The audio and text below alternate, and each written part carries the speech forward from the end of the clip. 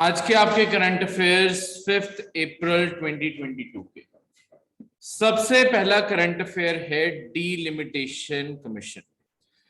देखो इसके बारे आपको थोड़ा सा पहले ब्रीफ इंडिया की पूरी डेमोक्रेसी बारे बता दूं। इंडिया के अंदर इलेक्शंस किस तरीके से करवाए जाते हैं और उसमें इस चीज का क्या रोल है।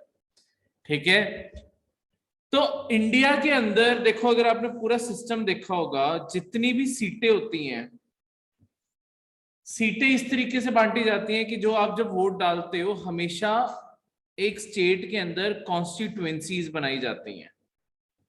ये कॉन्स्टिट्यूएंसीज अलग अलग साइज की होती हैं, सारी सेम नहीं होती। ठीक है, आप जिस भी कॉन्स्टिट्यूएंसी के अंदर आप रेजिडेंट हो, आप उस कॉन्स्टिट्यूएंसी के अंदर वोट डाल रहे होते हो।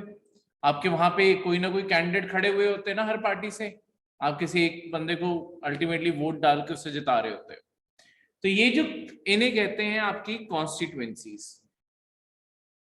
ठीक है, ऐसे सारी की सारी कोई स्टेट लगा लो, सारी की सारी स्टेट्स को अलग अलग जितनी भी मतलब सीटें होंगी उसके मुताबिक उतनी कॉन्स्टिट्यूएंसीज वहां पे बना दी जाती हैं। अब ये कॉन्स्टिट्यूएंसी जैसे मैंने यहाँ पे भी ड्रॉ की है, यहाँ पे अलग अलग साइज की हो सकती हैं, कुछ छोटी भी हो सकती हैं और कुछ काफी बड़े साइज की भी हो सकती है।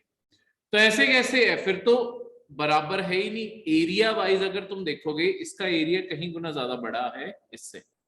पर इंडिया के अंदर ना एरिया को कभी कंसिडरेशन में नहीं लिया जाता। हमारा जो क्राइटेरिया है वो ये है कि पॉपुलेशन कितनी, आबादी किसी जगह पे कितनी रहेगी। ठीक है, हमारे कोशिश ये होती है कि जितनी भी कॉन्स्टिट्यूएंसी, लेट्स सपोज किसी स्टेट के अंदर 100 सीटें हैं, 100 सीटों का मतलब है कि जो विधानसभा है, जो स्टेट लेजिस्लेटिव असेंबली है, वहां पे 100 सीटें हैं। उसका मतलब है कि आपकी पूरी स्टेट में से 100 लोगों को एज एमएलए इलेक्ट करना है। अब सारे के सारे पॉपुलेशन 100 लोगों के लिए थोड़ी वोट डालेगी। तो हम क्या करते हैं, पूरे एक स्टेट को छोटे छोटे हिस्सों में बांट देते हैं। उस हिस्से के अंदर रहने वाले लोग अपने एक रिप्रेजेंटेटिव को चुनेंगे, अपने नुमाइंदे को चुनेंगे, अपने रिप्रेजेंटेटिव को चुनेंगे। ये जो लोग हैं, ओवरऑल हमारा ये प्रिंसिपल है कि लेट्स सपोज जो 100 लोग चुनने हैं ना, 100 लोग ऑलमोस्ट बराबर पॉपुलेशन को रिप्रेजेंट करें। यानी कि अगर ये छोटे इतने को इलाके में लेट्स सपोज 10 लाख लोग रह रहे हैं, और मतलब ये लेट्स सपोज यहाँ पे शहर था और इस कारण यहाँ पे पॉपुलेशन पास पास आ गई, 10 लाख लोग छोटे से एरिया में ही हो गए। ये काफी बड़ा एक रूरल एरिया था, ये खाली एरिया था, बंजर एरिया था, कुछ भी था, लोग बहुत दूर दूर रहते हैं।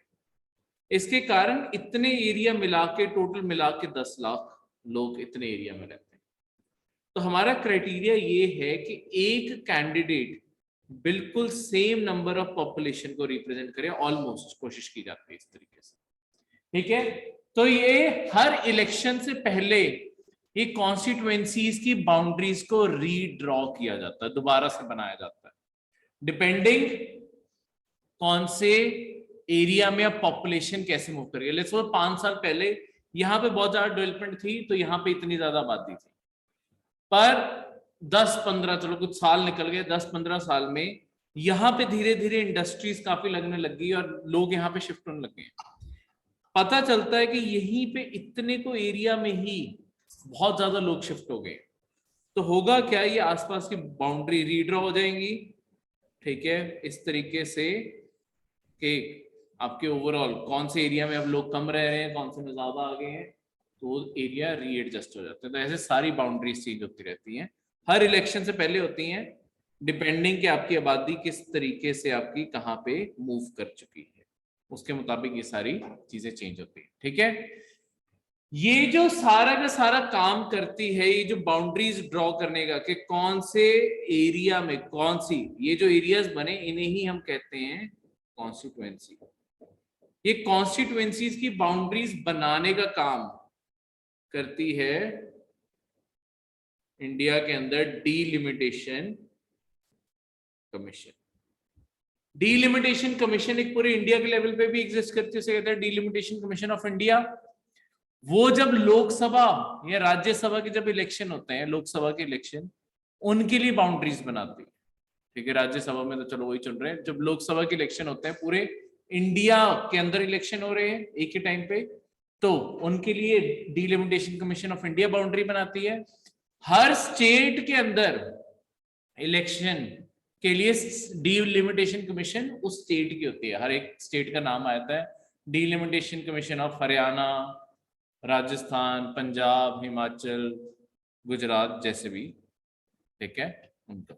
तो बेसिकली यही था कि आपके JNK डिलिमिटेशन कमीशन की न्यूज आई हुई थी कि वो काफी ज्यादा प्रोटेस्ट फेस कर रही है, क्योंकि हो क्या रहा है, क्योंकि फाइनल जैसे जैसे कॉन्स्टिट्यूएंसीज बनती जा रही है। सी जम्मू कश्मीर जब यूटी बनाई गई थी ना, यूटी ने पहले बोला था कि आपके इलेक्शंस होंगे यहाँ पे, जब हालात थोड़े से ठीक होने लगेंगे तब हम इलेक्शन करवाएंगे। तो अब थोड़े से पहले से बेहतर हालात हो गए, अब इलेक्शन करवाए जाने हैं। इसी कारण वहां पे डिलिमिटेशन कमीशन अपना काम कर रही है, सारे जम्मू कश्मीर के अंदर बाउंड्रीज बना रही है, किस तरीके से कॉन्स्टिट्यूएंसीज बने। पर कहीं ना कहीं कुछ कंट्रोवर्सीज निकल के आई है कि जम्मू कश्मीर के अंदर बाउंड्रीज इस तरीके से बनाई जा रही है कि पॉपुलेशन तो सेम रहे, पर पॉपुलेशन बाउंड्रीज इस तरीके से ड्रॉ की जा रही हैं कि आपकी हर कॉन्स्टिट्यूएंसी, मेजॉरिटी कॉन्स्टिट्यूएंसी जो है उनके अंदर मुस्लिम माइनॉरिटी हो जाए और हिंदूज या तो बराबर है, हिंदू सिख जितने भी वहां पे बाकी कम्युनिटीज हैं, या वो इक्वल हो जाए या मेजॉरिटी में रहे। तो जम्मू और कश्मीर के अंदर इस तरीके से बाउंड्रीज ड्रॉ कर दी हैं ताकि, क्योंकि बाउंड्री तो तुम जैसे मर्जी कर सकते हो ना, तो इस तरीके से ये चीज एग्जिस्ट करती है, ठीक है। इससे ना अमेरिका की पॉलिटिक्स में, एक अमेरिका में भी ये बहुत ज्यादा कॉमन है ये चीज, तो वहां पे ना इसे एक नाम मिला हुआ है, ये जब ऐसे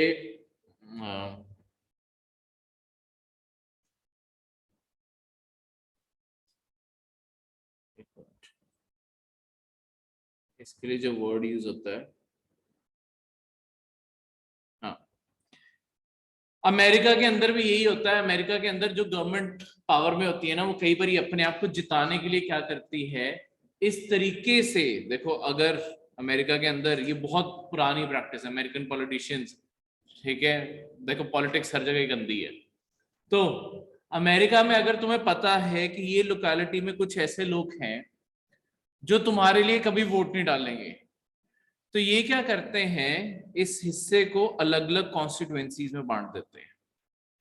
अगर अलग अलग में बांट दिया, ये माइनॉरिटी बन गया हर एक में, ठीक है। इसी तरीके से जो तुम्हारे फेवर के लोग हैं, मतलब उन एरियाज को तुम ऐड कर लोगे ताकि जो भी तुम्हारे अगेंस्ट है वो माइनॉरिटी में रह जाए तुम्हारे।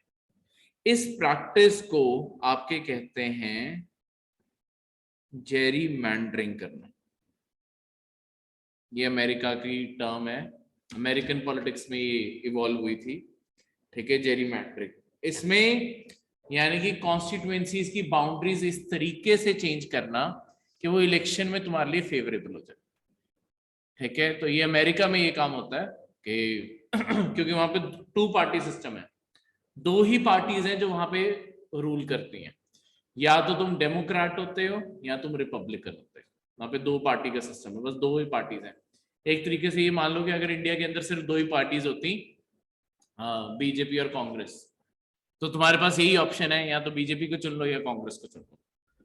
तो वहां पे और खड़ी हो सकती हैं, पर कोई भी इतनी पावरफुल पार्टी वहां पे है ही नहीं, और लोग भी बाकी पार्टीज के साथ नहीं जुड़ते, तो वो बहुत ही कट्टर है वहां पे लोग अपने आप को लेके कि मैं डेमोक्रेट हूं या मैं रिपब्लिकन, इस तरीके से।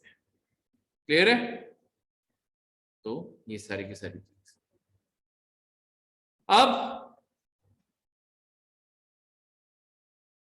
डिलिमिटेशन कमीशन पूरे इंडिया के बारे जो है उसके बारे यहाँ पे लिख दिया गया, इसका ये काम है बाउंड्रीज को रीड्रॉ करना असेंबली के और लोकसभा के इलेक्शन में बेस रीसेंट सेंसस पे, जो जनगणना हुई है, जो भी गिनती हुई है, उससे पता चल जाएगा कितनी आबादी कहाँ पे रह रही है, उसके मुताबिक हम हमेशा कॉन्स्टिट्यूएंसीज को रीड्रॉ कर लेते हैं, ठीक है।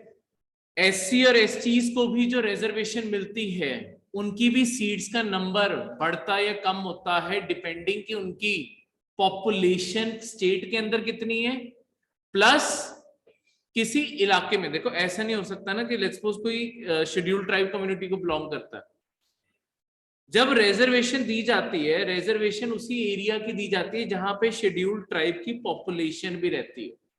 ऐसा थोड़ी हो सकता है जहां पे उनकी पॉपुलेशन ही नहीं है वहां पे रिजर्वेशन दे दी, वहां पे तो वो रहते ही नहीं है। उनके इंटरेस्ट से अल्टीमेटली रिजर्वेशन लाई इसलिए गई थी कि उसी कम्युनिटी के लोग जब पॉलिटिक्स में जाएंगे तो वो उस कम्युनिटी के इंटरेस्ट को पॉलिटिक्स में लेके जाएंगे। पर अगर वो उस इलाके से ही नहीं लड़ रहे, हर इलाके का रिप्रेजेंटेटिव अपने इलाके की बातें भी तो आगे रखेगा।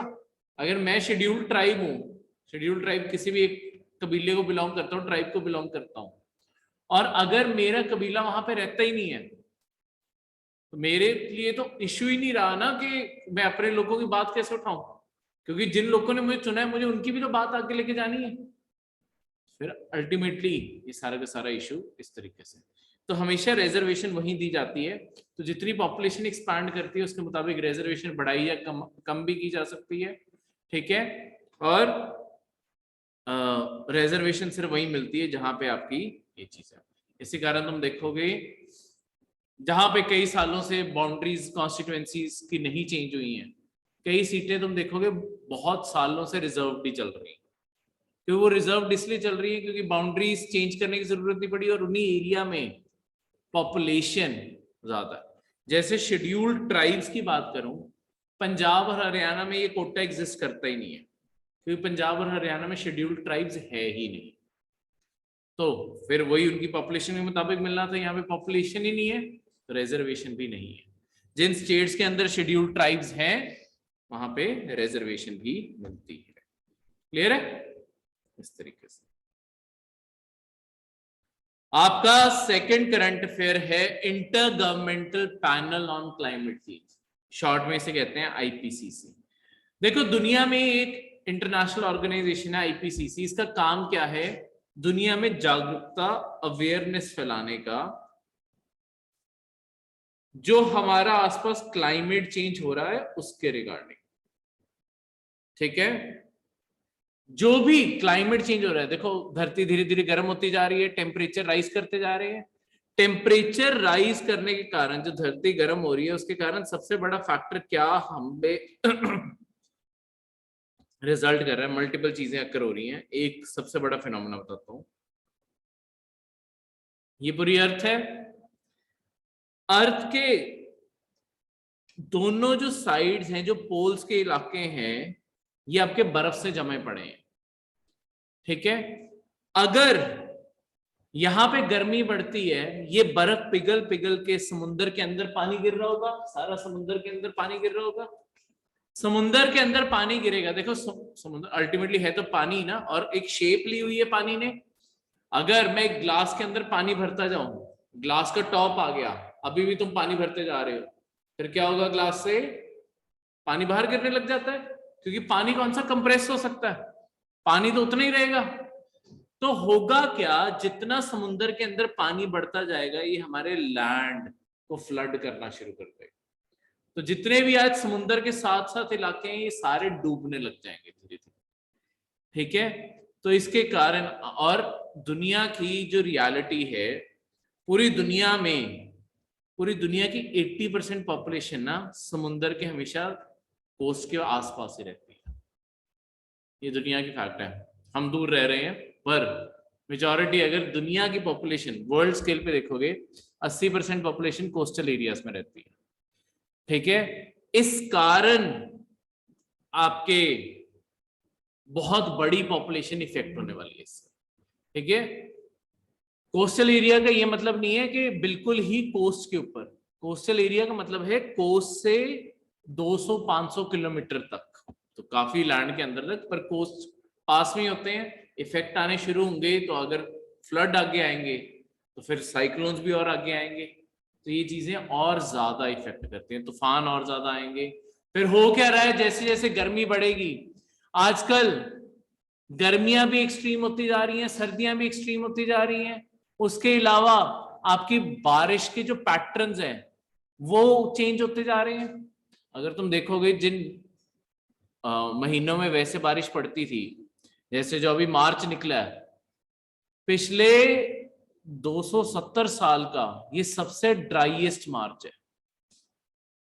ठीक है, तो ये ड्राईएस्ट मार्च है। तो जितनी मार्च में बारिश होनी चाहिए ना, इस साल वो भी नहीं हुई है।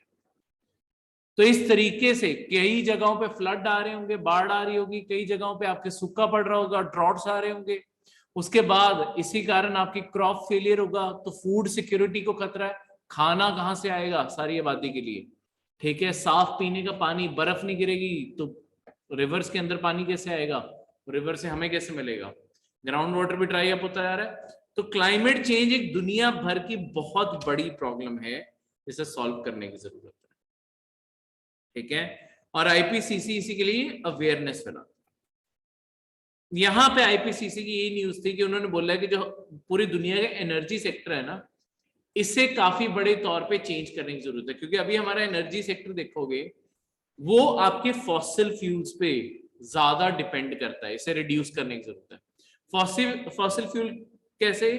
जैसे हमारे जो थर्मल पावर प्लांट है, वो या तो हमारे कोल से चल रहे हैं या डीजल से चल रहे हैं। तीसरा एक और मेथड भी होता है कि तुम नेचुरल गैस से चला लो, पर वो भी गर्मी तो रिलीज करते ही करते हैं मिनिमम, अगर पोल्यूशन ना भी करें गर्मी तो करेंगे। ठीक है, इसकी जगह हमें क्लीन एनर्जीज जो आपके पोल्यूशन ना करें या गर्मी के इफेक्ट ना करें, वो उनकी तरफ शिफ्ट करने की जरूरत है। जैसे आपकी सोलर पावर होगी, सोलर पैनल लगाते हैं ना, विंड एनर्जी होगी, ऐसी चीजों के ऊपर शिफ्ट करना धीरे धीरे जरूरी है अगर हमने एक सस्टेनेबल लाइफ बनानी है। तो जो आपका ओवरऑल आईपीसीसी है, ये 1988 में बनाया गया था। दो और इंटरनेशनल ऑर्गेनाइजेशन है उनके द्वारा, एक है वर्ल्ड मेट्रोलॉजिकल ऑर्गेनाइजेशन और एक है यूनाइटेड नेशन एनवायरनमेंट प्रोग्राम। एक यूनाइटेड नेशन की ऑर्गेनाइजेशन है यूएनईपी, और एक वर्ल्ड मेट्रोलॉजिकल ऑर्गेनाइजेशन। कल भी किसी करंट अफेयर में वर्ल्ड मेट्रोलॉजिकल ऑर्गेनाइजेशन बारे पढ़ा था? किसके? कल कौन सा करंट अफेयर था? ऐसे ना करो ना, अगला दिन आ गया तो पिछला साफ। कौन सा करंट अफेयर था? हिंट के तौर पे पहला करंट अफेयर था। दूसरा हिंट गर्मियों के बारे था, हीट वेव। हीट वेव की डेफिनेशन क्या होती है? 5 या 5 से ज्यादा डिग्री आपका, हाँ जी, ये तो 5 या 5 से ज्यादा डिग्री जब टेम्परेचर आपके रहता है किसी इलाके में, कितने मिनिमम कितने दिनों के लिए? 5 या 5 से ज्यादा दिनों के लिए, मतलब 5 दिनों से ज्यादा नॉर्मल टेम्परेचर से 5 डिग्री या उससे भी ज्यादा डिग्री टेम्परेचर ऊपर रहे।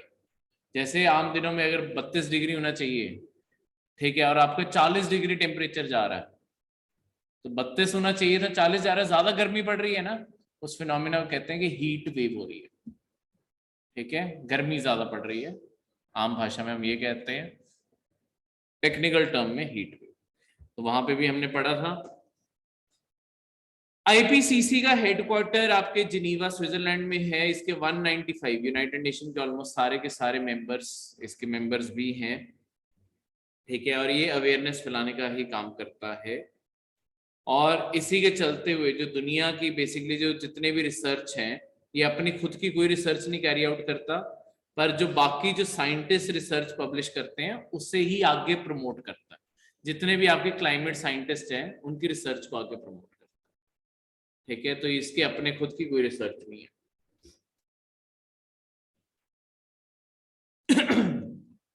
थर्ड करंट अफेयर आपके जगन्नाथ टेम्पल के बारे में। जगन्नाथ टेम्पल आपके कृष्णा टेम्पल है जो पुरी ओडिशा में लोकेटेड। ठीक है, ये काफी फेमस है। और इसका हर साल एक रथ यात्रा निकाली जाती है जगन्नाथ के टेम्पल के आसपास। जगन्नाथ टेम्पल की सबसे यूनिक चीज क्या है? एक तो कोस्ट के पास तो ये पड़ते ही है, तो ये समुद्र की तरफ से दिखता है कि जगन्नाथ टेम्पल आ गया।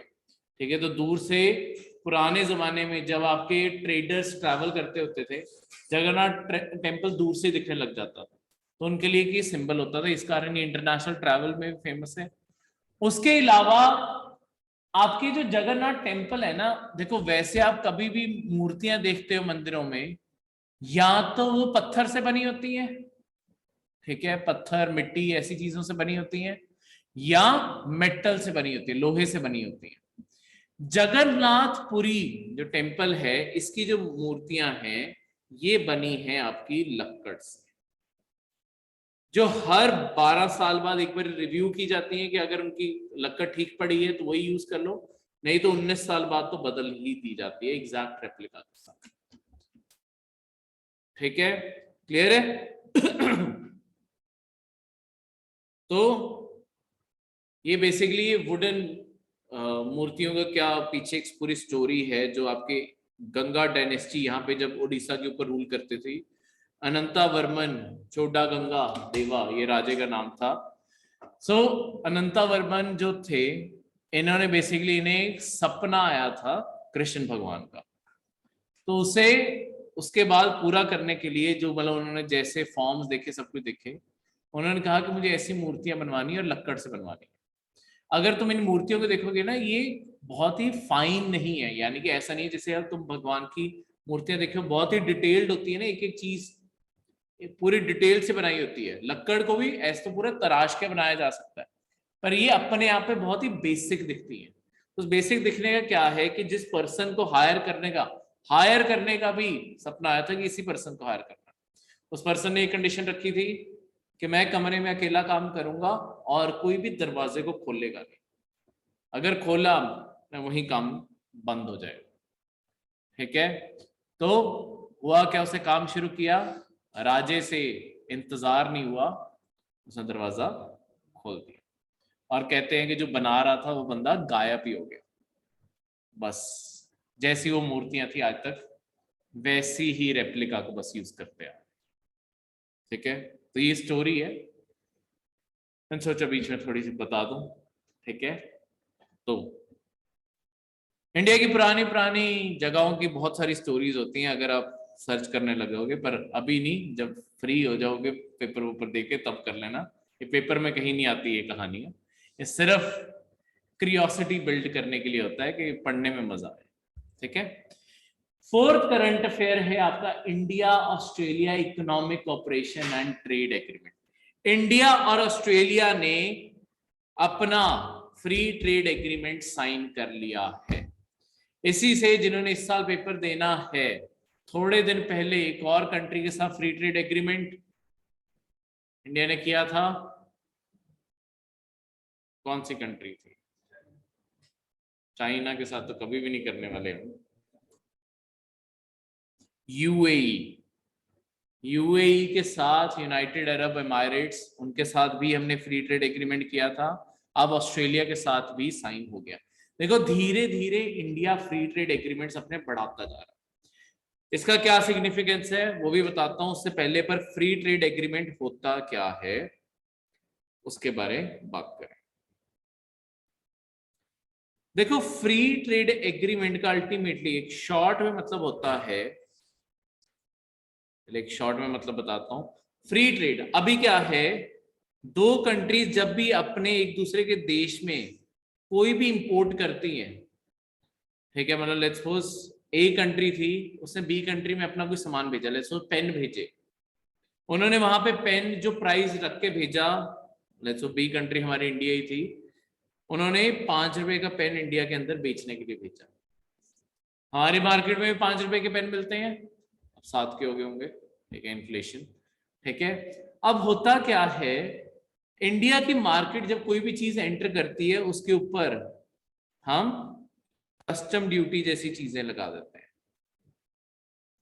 कस्टम ड्यूटी लगा दी, कस्टम ड्यूटी में सरकार क्या करती है, लेट्स सपोज 3 रुपए और लगा दिए, अब ये चीज मार्केट में 8 रुपए की हो गई है। ठीक है, तो मार्केट में इसका शायद इंडिया के अंदर सेम ऑल्टरनेटिव 7 रुपए में बिक रहा हो, तो लोग कौन सी चीज खरीदेंगे? 7 रुपए की ना। तो ये बाहर वाला कोई अगर सामान बेचना चाहेगा, उसका सामान इंडिया में ऐसा तो बिकेगा ही नहीं। पर सेम चीज हमारे साथ भी हो रही है, हम कोई चीज ऐसे बाहर भेज रहे हैं, अगर वो टैक्स लगाते हैं, हम उनके देश में सामान नहीं बेच पा रहे। फ्री ट्रेड एग्रीमेंट में क्या होता है कि हम जिन एक लिस्ट बनाते हैं कि ये जितनी भी चीजें हैं ना, ये सारी चीजों के ऊपर, ठीक है, हर चीज फ्री नहीं होती, एक लिस्ट बना ली जाती है, वो चीजों के ऊपर हम आपकी कस्टम ड्यूटी माफ कर देंगे, ये टैक्स नहीं लगाएंगे। अगर ये टैक्स नहीं लगाया, मार्केट में ये जो चीज आ रही है ये 5 में आ रही होगी, ठीक है, अब कौन कौन सी चीज खरीदोगे? 5 वाली। अब देखो फिर ऐसे तो तुम्हारी जो इंडिया के अंदर खुद की डोमेस्टिक इंडस्ट्री है वो तो बंद हो जाएंगी ऐसे। अब होता क्या है, ये क्रिएट करता है आपके कंपटीशन, मुकाबला क्रिएट हुआ ना। इसे अगर दिख रहा है कि देखो आज मैं 7 की बना रहा था, या तो इसने अपना प्रॉफिट मार्जिन ज्यादा रखा हुआ था, या ये प्रॉपर एफिशिएंसी से चीजें नहीं बना पा रहा जो एक्चुअली बिक सके, तो वो क्या करेगा, अपना प्राइस या तो अपनी नई मशीनें लेके आएगा कि सस्ते में बनना शुरू हो पेन, या अपने प्रॉफिट कम करेगा, पर अल्टीमेटली कंज्यूमर्स का फायदा होता है क्योंकि तुम्हें अब मार्केट में ज्यादा सस्ती चीज भी मिल रही है। और प्लस अगर तुम लेट्स सपोज ये भी 7 की होती वो भी 7 की होती, तुम दोनों में क्वालिटी कंपेयर करने लग जाते, जिसकी क्वालिटी बेटर होती तुम वो लेते। तो जिससे भी डर होगा कि मेरी क्वालिटी का सामान मार्केट में नहीं बिकेगा, हर बंदा डरते हुए अपनी क्वालिटी अपने आप ही ऊपर रखेगा ताकि दूसरा बंदा कभी भी उसे फेल ना करे। ठीक है, ऑब्वियसली एक बंदे की क्वालिटी हमेशा दूसरे से ऊपर रहेगी जिसे तुम चूज करोगे, पर इस तरीके से आपके कंपटीशन जनरेटेड रहता ही रहता है। क्लियर है? यहां तो कोई भी डाउट? ठीक है, तो इस तरीके से अब इसके अलावा ये सब कुछ हो गया। अब इसके अलावा फ्री ट्रेड एग्रीमेंट, इंडिया इतने सारे फ्री ट्रेड एग्रीमेंट क्यों कर रहा है? कभी यूएई के साथ, हमारा ये सारे एशियान देश कहते हैं सबको, Indonesia, Thailand, Malaysia, Vietnam, Cambodia, Laos, ये सारे देश हैं, सिंगापुर, ये सारे देशों के साथ भी फ्री ट्रेड एग्रीमेंट हुआ है। ऊपर साउथ कोरिया के साथ भी फ्री ट्रेड एग्रीमेंट हुआ है, जापान के साथ भी फ्री ट्रेड एग्रीमेंट हुआ है। ठीक है, अब हमने यूएई के साथ भी साइन कर लिया, अब हमने ऑस्ट्रेलिया के साथ भी साइन कर लिया, और अभी हम बातचीत में हैं अमेरिका के साथ फ्री ट्रेड एग्रीमेंट करने के लिए, कनाडा के साथ फ्री ट्रेड एग्रीमेंट करने के लिए, यूके के साथ फ्री ट्रेड एग्रीमेंट करने के लिए, और यूरोप के साथ फ्री ट्रेड एग्रीमेंट करने के लिए। तो हम इतने फ्री ट्रेड एग्रीमेंट्स कर क्यों रहे हैं? देखो जितना फ्री ट्रेड एग्रीमेंट्स ग्रो करेंगे, अगर मैं चाहता हूं, देखो दो चीजें इसमें, एक तो अगर मैं चाहता हूं मेरा देश डॉलर्स में पैसे कमाए, मुझे बाहर के देशों में सामान बेचना जरूरी है ना जो डॉलर में ट्रेड करेंगे मेरे साथ, तो मेरा देश अपने आप ज्यादा डॉलर, फॉरेन इनकम ज्यादा कमाएंगे, हम फॉरेन इनकम ज्यादा कमाएंगे, हमारा देश अपने आप अमीर होगा। कोई भी पर्सन जो एक्सपोर्ट का काम करेगा वो अपने आप ज्यादा कमा पाएगा। ठीक है, तो इंडिया के अंदर धीरे धीरे एक्सपोर्ट्स और बढ़ने लगे। अगर एक्सपोर्ट्स बढ़ते हैं हमारी इंडस्ट्री अपने आप ग्रो करेगी। पहले तो हमारी डोमेस्टिक इंडस्ट्री ग्रो की, दूसरी चीज जो इंडस्ट्रीज, लेट्स सपोज फुटवेयर की इंडस्ट्री लगा लो, कोई भी जूतों का ब्रांड लगा लो, नाइक लगा लो, चलो अब जो नाइक जैसे ब्रांड है इन्हें दिख रहा है कि देखो इंडिया के अंदर लेबर बहुत सस्ती है, अगर मैं इंडिया में जूता बनाऊंगा मेरा जूता बहुत ही सस्ता बन जाएगा, वो आके इंडिया के अंदर अपनी फैक्ट्री सेट करेंगे। उसके बाद उन्हें पता है कि क्योंकि फ्री ट्रेड एग्रीमेंट इंडिया ने किए हुए हैं, मैं बिना कस्टम ड्यूटी पे किए ऑस्ट्रेलिया जैसी कंट्री में अपना जूता सस्ते में बना के ऑस्ट्रेलिया में बेच दूंगा, तो मुझे वहां पे भी कस्टम ड्यूटी नहीं देनी पड़ी, तो मेरे प्रॉफिट मार्जिन और बढ़ गए। तो इस तरीके से हमारी कोशिश है दुनिया भर की कंपनीज को इंडिया की तरफ अट्रैक्ट करने की। हम जितनी फॉरेन इन्वेस्टमेंट लाना चाहते हैं वो इस तरीके से आएगी क्योंकि उन्हें फ्री ट्रेड का मौका तो मिले कि वो सामान अपना बाकी सारी दुनिया को बेच सके। तो इसी के चलते हुए इंडिया ने ऑस्ट्रेलिया के साथ भी साइन किया है। अब ऑस्ट्रेलिया के साथ क्या है, हमारी इसके थ्रू कोशिश है कि आने वाले 5 सालों में हमारा ऑस्ट्रेलिया के साथ ट्रेड $45 to $50 बिलियन का हो जाएगा दोनों साइड। वो भी भेजेंगे, हम भी भेजेंगे। अभी ये 27 बिलियन का ट्रेड है। इसके अलावा 10 लाख नौकरियों की और अपॉर्चुनिटी आएगी। देखो 10 लाख, ये जब सरकारें कहती हैं ना अपॉर्चुनिटी आएगी, ये सब कुछ आएगी, ये जरूरी नहीं होता हाई पेइंग जॉब्स हो। अगर कहीं पे कोई कंस्ट्रक्शन हुई है, लेबर, एक लेबरर को भी काम मिला है, वो भी जॉब कंसिडर होती है। ठीक है, चाहे परमानेंट जॉब ना हो, सिर्फ दिहाड़ी मिल रही है, पर वो जॉब कंसिडर करती है। इसलिए जब सरकारें क्लेम करती हैं कि हमने 10 लाख नौकरियां दे दी, उसमें से कई तो लेबर ही होती है। ठीक है, तो इस तरीके से काम करती हैं। पर इंडिया में आने वाले टाइम पे, यानी कि कोई भी एक्सपोर्ट बिजनेसेस में जाता है, उसकी अपने आप अपॉर्चुनिटीज ग्रो करेंगी। ठीक है, इसके अलावा ऑस्ट्रेलिया हमें 85% जितना भी सामान हम ऑस्ट्रेलिया में जा रहा है, उसका करीबन 85% हमें वो जीरो ड्यूटी एक्सेस दे देंगे। यानी कि कोई कस्टम ड्यूटी नहीं लगाएंगे, 0% कस्टम ड्यूटी पे 85% हमारा सामान जा सकता है। ठीक है, मतलब तो ये काफी अच्छा है। ठीक है, तो इंडिया धीरे धीरे एक्सेस ड्यूटी जीरो करेगा अगले आने वाले 5 सालों में कई चीजों में, जिसमें हम उन्हें कई चीजों में अलाउ कर रहे हैं, जैसे कि आपके एग्रीकल्चरल प्रोडक्ट्स हो गए। जैसे ऑस्ट्रेलिया इंडिया के अंदर पोटैटो, लेंटिल, मीट प्रोडक्ट्स, ये सब कुछ बिना कस्टम ड्यूटी के ऑस्ट्रेलिया इंडिया के अंदर अपने आलू और दालें और मीट प्रोडक्ट्स, ये सब कुछ इंडिया के अंदर बेच सकता है। ठीक है, और हम उन्हें अलाउ करेंगे। पर ऑब्वियसली इंडिया के अंदर जो बीफ है, जो गाय का मांस है, वो नहीं बेचना अलाउ किया जाएगा। ठीक है, वो पहले ही फ्री ट्रेड एग्रीमेंट में ही हमने लिख दिया। ठीक है, उसके अलावा ऑस्ट्रेलिया के अंदर जो भी वहां पे जो वाइन्स बना रहे हैं, जो भी वहां पे अल्कोहलिक या नॉन अल्कोहलिक ड्रिंक्स हैं, जैसे ऑस्ट्रेलियन बियर होगी या वाइन्स होगी, जो भी $5 से ज्यादा कॉस्ट करती है, उनके ऊपर इंपोर्ट ड्यूटी कम कर दी जाएगी। तो ऑस्ट्रेलिया का जितनी भी ड्रिंक्स कंपनी है वो इंडिया के अंदर आ पाएंगी। ठीक है, हमारी वहां पे जा पाएंगी, इस तरीके से एक्सपांड करेगी। जैसे ऑस्ट्रेलिया के अंदर एक्चुअली जो सबसे ज्यादा विस्की सेल होती है ना, वो एक इंडियन विस्की है। ठीक है, जो ऑस्ट्रेलिया इस टाइम पे भी, सी इंडिया की इस टाइम अल्कोहल मार्केट दुनिया में बूम कर रही है। इंडिया ने पिछले कुछ सालों में ऐसे कुछ ब्रांड्स क्रिएट कर दिए अल्कोहलिक, जो पूरी दुनिया लाइक कर रही है। एक जैसे बियर ब्रांड बीरा सारी दुनिया में बिक रहा। ठीक है, उसके अलावा ऑस्ट्रेलिया में सबसे ज्यादा बिकने वाली विस्कीज में से एक इंडिया की विस्की है, कर्नाटका में तैयार होती है, अमृत करके। ठीक है, वो ज्यादातर एक्सपोर्ट में जाती है, इंडिया के अंदर कम है, वो एक्सपोर्ट फोकस ही है। तो ऐसी चीजों के कारण इसलिए हम ये नहीं देख रहे, सी बिजनेस में कुछ भी मॉरल इमोरल नहीं होता, कि ऐसे नहीं है कि गांधीयन देश है, हम दुनिया भर में शराब नहीं बेचेंगे। अगर दुनिया खरीद रही है शराब हमारी, क्यों नहीं बेचेंगे? वो भी तो बेच रहे हैं, उन्हें भी मना नहीं कर रहे हैं, हम भी नहीं। ठीक है, तो इस कारण सिर्फ हमने बीफ सेंटिमेंटल वैल्यू को देखते हुए रोक लगाई हुई है डोमेस्टिक सेलिंग के लिए। दुनिया में सबसे ज्यादा बीफ बेचने वाला देश इंडिया है। दुनिया के बीफ ट्रेड का 85% ट्रेड सिर्फ इंडिया है। यानी कि कोई पर्सन अमेरिका में बैठ के भी बीफ खा रहा है ना, वो शायद इंडिया के ही यहां से गया हुआ है। ठीक है, दुनिया का 85% बीफ हम बेचते हैं। तो ऐसा नहीं है कि इंडिया के अंदर गायें कट नहीं रही हैं या मारी नहीं जा रही है, पर जहां पे पैसा आता है वो गवर्नमेंट वहां पे चीजों को हाइड आउट कर देती है।